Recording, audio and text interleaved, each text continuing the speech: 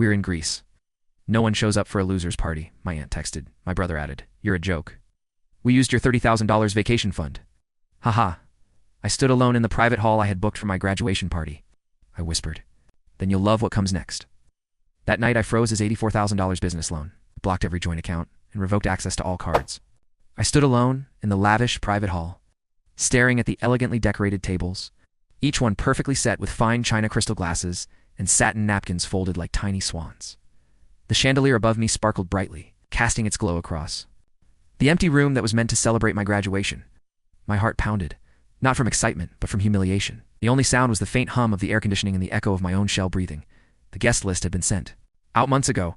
My family promised to come to support me, to finally acknowledge the years of hard work I had poured into my degree, while they boast in their vacations, debt-free lives, and entitled expectations. But tonight, not a single person showed up. Then my phone buzzed. The text from my aunt lit up the screen. We're in Greece. No one shows up for a loser's party. Before I could even react, another message arrived, this time from my brother Jason. You're a joke. We used your $30,000 vacation fund. Haha, I swallowed hard, my fingers trembling as I stared at his message. My $30,000 money I had saved for years.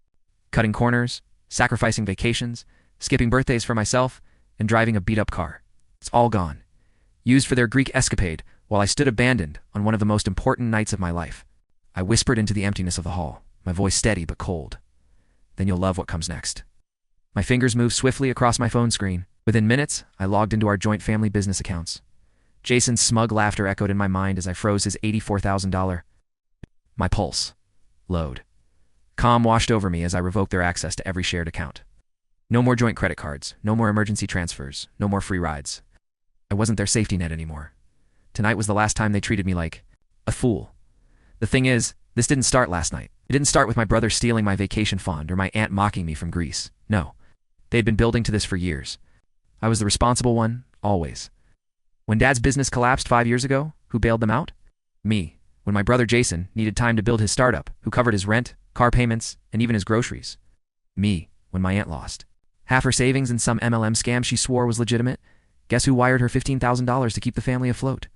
Me. I worked overtime, took second jobs, lived in a tiny studio apartment while Jason moved into a suburban house he couldn't afford. My parents called him the ambitious one. I was the dependable one. Translation, the wallet, your family. Helps each other, Mom would say every time they called. You're single, you don't have kids. It's easier for you, my father would add. Jason, always the boldest, never even bothered to hide his entitlement. You're doing fine, he'd shrug. And I'm building something that will help us all one day. Help us all, he meant. Help his bottomless appetite for luxury, the new SUV he leased. The beachfront vacations with his wife, the private school for his 2 spoiled children. Oh, while he maxed out credit cards and funneled more debt into his failing business. I should have seen it coming years ago, but every time I tried to draw a line, they guilted me back in. Like that night 2 years ago when I told Jason I couldn't cover his payroll gap. He sat across from me at the bar, sipping his whiskey like nothing was wrong. Come on, man, he said, flashing that smug grin. You know how hard it is for small businesses these days? It's only 20 grand. You've got savings. If I go under, the whole family suffers. I stared at him. You have employees, you have investors. Why am I the backup plan? His smile didn't fade, because you're my brother. And like a fool, I wired him the money. It never stopped when Mom called, crying that they couldn't afford repairs on the house, $12,000. When my aunt needed dental surgery, $8,500. When Jason's wife accidentally overdrew their account 3 months. In a row, I covered every overdraft fee. They always found a reason. They always had an emergency, and I always paid because family. But they never saw me, not really. I was the silent pillar they leaned on, but never thanked the ghost that funded their lifestyle. My sacrifices were never sacrifices, just his duty. I remember one family dinner that still burns in my memory like acid. It was last year Thanksgiving. I had worked 16 straight days, barely slept, barely ate.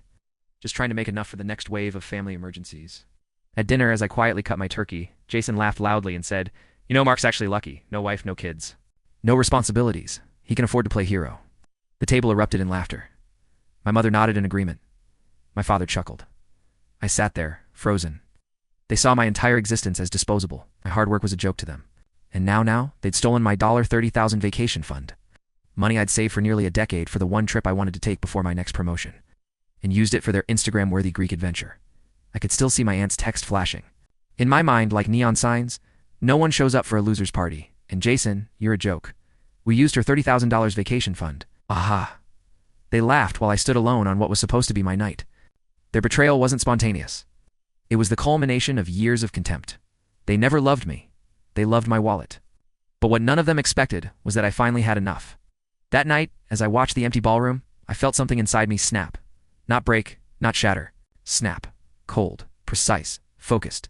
I whispered to myself, now let's see how you survive without your bank account. The next morning, my phone wouldn't stop buzzing. Jason was the first one. Jason, bro, what is that? Why is the business account frozen? The payroll's due today. Me, you'll figure it out. You're a genius, right? Then my mother started, Mom, Mark, what did you do? Jason said, you locked the accounts.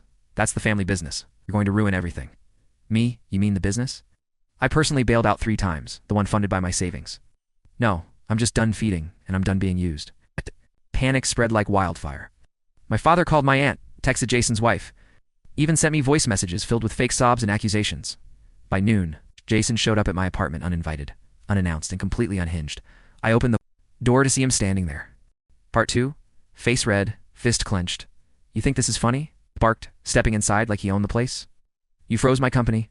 I've got vendors screaming at me. Payroll's overdue. My employees are threatening to walk. Do you have any idea what you've done? I shut the door calmly behind him. Correction, I froze my money. The same money you used to build your unsustainable business model. The same money you stole from my vacation fund. Jason, he scoffed, pacing. Like a trapped animal, it was a family emergency. We thought we'd pay it back once business picked up. Pay it back. I laughed bitterly. You mean after the last 12 times you promised that after the last? $84,000 loan you conveniently forgot to repay? Or maybe after my $30,000 that you took for your little Greek Instagram fantasy? You're being dramatic, he hissed. We needed that trip. Mom and Aunt Linda were falling apart. They needed a break. Besides, you weren't using the money. I stared at him, my voice cold as ice. You're right, Jason. I wasn't using it because every dime I earned was going to cover your mortgage, your wife's shopping, your failed business, and your kid's private school. I sacrificed my life so you could pretend to be a successful entrepreneur. His voice grew louder, veins popping from his neck. Don't you dare talk about my kids. You always act like you're some kind of martyr. Nobody forced you to help. I stepped forward, my voice rising for the first time. No one forced me. Every phone call, every guilt trip, your family. You're the only one who can help. You forced me. You used me because you knew I wouldn't say no. The door burst open. Mother barged in, breathless, followed by Aunt Linda. Mark, Mom shouted, you need to stop this right now. You're tearing the family apart. I crossed my arms. No, Mom. This family was broken long before today. I was just too blind to see it. Linda chimed in, her voice dripping with condescension. We took that trip to Greece to relax. You wouldn't understand. You never had responsibilities like we did. You don't have a family. I laughed so hard, I nearly doubled over. You're right, Linda. I don't have a family because the people standing in front of me aren't one. Jason growled. You're ruining everything. I built this business for all of us. You just had to keep your mouth shut and let me handle things. No, Jason. You didn't build anything. You built a house of cards with my money. And now it's collapsing. My mother stepped forward, her voice trembling with desperation. Mark, please. We can fix this. Just unlock the accounts. Your brother has children. How will they eat? How will they pay for school? Her manipulation was as obvious as ever. I shook my head slowly. Those aren't my problems anymore. Tears welled up in her eyes, but there was no sincerity behind them, only panic that the gravy train had stopped. Jason snapped, you're acting selfishly and I won't tolerate it anymore. He lunged toward me, but I held up my phone. Take one more step, and this video goes public, I said sharply. Jason froze. His face went pale. The room fell completely silent. What video? My mother whispered. I tapped the screen and let the first few seconds play. Security footage from his office, showing Jason forging my digital signature on multiple bank documents. Over the past 2 years, and Linda gasped. My mother's hand flew to her mouth. You thought I didn't know? I said, my voice low and dangerous. You thought you were clever enough to hide forged documents? Falsified loan applications in my name? I knew. I always knew. But I wanted to see how far you go. And you went far enough. Jason staggered back, his face session. If you even think about laying a hand on me or contacting me again, I continued, this video goes straight to the police, the bank fraud department, and your investors. You'll lose everything.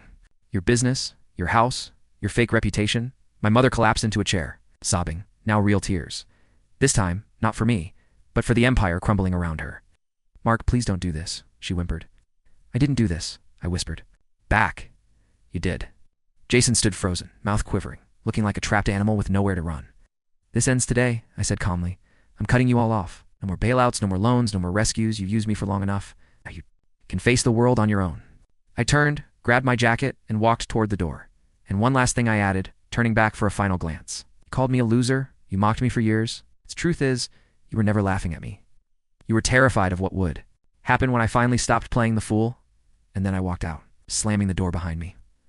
For the first time in years, I felt free. The silence after that confrontation was deafening. And for the first time in my life, I welcomed it. 3 days passed, not a single call, text, or knock at my door. I have expected my phone to explode with desperate apologies, angry ultimatums, or pathetic guilt trips. But nothing came. It was almost peaceful. I slept better than I had in years, but while my apartment stayed calm, the rest of their world was burning to the ground. By the end of the week, I started hearing the fallout. My phone buzzed, not for my family, but for mutual acquaintances, business partners, and even a few of Jason's former employees. Hey man, is it true Jason's business is collapsing? The bank froze all his corporate accounts after reviewing irregularities. His investors are threatening legal action. The dominoes fell fast once the bank launched its internal audit. They discovered forged documents, unauthorized withdrawals, and massive unpaid debts under Jason's company name, without my financial backing, and with evidence of fraud piling up, the so-called empire employed. In less than 10 days, vendors pulled out client suit.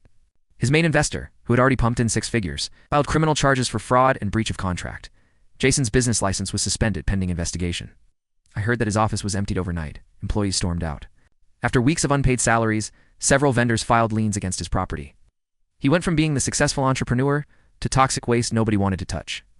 But that was just the beginning. Next came the house the bank foreclosed on. The luxury suburban mansion I'd indirectly helped him buy over the years. The SUV his wife loved so much was repossessed in broad daylight. The private school expelled their kids due to non-payment. They had nowhere to go, and that's when my mother finally cracked. She called me one afternoon. I let it ring 6 times on the 7th call, I finally answered out of sheer curiosity. Her voice was brittle, almost broken. "Mark, please talk to me." I stayed silent. "It's all falling apart," she continued her words. "We're losing everything." I took a long breath and spoke with a cold clarity I never knew I possessed. "You mean you're losing everything you stole from me?" "That's not fair," she cried. "We made mistakes, yes, but we're family." I let out a bitter laugh. "You threw that word around so easily when I was your ATM. Now suddenly, you remember what family means." Her voice cracked. "Please, at least help your brother's children. They're innocent." "Yes," I replied, my voice like a blade. "Should have thought about that before dragging them into your lies. You all made choices. Now you live with them." I hung up. A few hours later, my aunt tried her luck. "Mark, I always supported you." I cut her off instantly. "You mock me while sipping champagne in Greece. Save your fake sympathy for someone who cares." And with that, I blocked her. But the real explosion came next. Word spread fast, and not just within the family. Jason's scandal went public. The local business news caught wind of it. Headlines ran, "Prominent entrepreneur accused of large-scale family fraud." His former investors gave interviews eager to distance themselves. Reporters dug into court filings that exposed everything. The forged signatures, the frozen accounts, the stolen $30,000 vacation fund. Even social media lit up. It's perfect Instagram. Life crumbled into a circus of public humiliation. The same people who once envied his lavish lifestyle now ridiculed him in comments. "Thought you were balling. Guess not. Should have treated your brother better. You should have valued your brother more." Jason shut down every online account within days. And then came Kelly, Jason's wife. When everything collapsed, she did what she always did. Ran. I heard from a coworker that she filed for divorce within 2 weeks. She blamed Jason for financial deception and claimed she had no idea about his shady dealings. Of course she was lying. She'd spent the stolen money right alongside him. But now that the cash had dried up, she jumped, shipped to save herself. I almost felt bad for their kids, almost as for my parents. Their retirement accounts were drained. They'd poured everything into Jason's sinking ship, convinced he was saving the family. Their suburban home was put up for sale to cover legal expenses. My father stopped calling entirely. My mother's voicemail shifted from anger to begging to finally silence. And I lived for the first time. I truly lived. I got promoted without the financial burden. I finally accepted the job offer I had postponed for years, a senior management role with a 6-figure salary. The money I used to funnel into their bottomless pit now funded my future. I bought my own condo, a beautiful modern space overlooking the city skyline, bought entirely with my own clean money. No more roommates, no more suffocating debt. I traveled. I finally took that vacation, not to Greece, but to Japan, 10 days. Of freedom, culture, and peace. No guilt, no calls, no manipulation. I built real friendships without my toxic family draining me. I finally had the energy to form meaningful relationships. I met people who valued me, not for what I could give, but for who I was. And then one night, as I stood on my balcony overlooking the city lights, my phone buzzed again. It was a message from someone unexpected. Jason's ex-wife, Kelly. "I know you probably don't want to hear from me. I just wanted to say you were right about all of it. I'm sorry and thank you. You did more for us than we ever deserved." I read it in silence. I didn't reply. I didn't need to, because for the first time in my life, I was free. Months passed. The silence from my family was an emptiness, It was freedom. Jason served time. Fraud charges left him bankrupt, unemployed, a felon. His empire was nothing but dust. The man who once called me a loser now delivered packages to survive. House, savings, reputation. The retirement they stole from me evaporated along with Jason's business. Aunt Linda. Bankrupt, her scam fell apart. It's like the fragile pyramid it was, and me, I lived. I climbed higher at work, accepted every promotion, traveled to places they only dreamed of. My condo overlooked the city skyline, bought with my own money. Untouched by their greed, for the first time, I lived for myself. One evening, I received a final message from a distant cousin. You were right, they used you. You didn't deserve any of it. I smiled, not for validation, but for closure. I lifted my glass and whispered the truth that had been building for years. I was never the loser. I was the escape plan.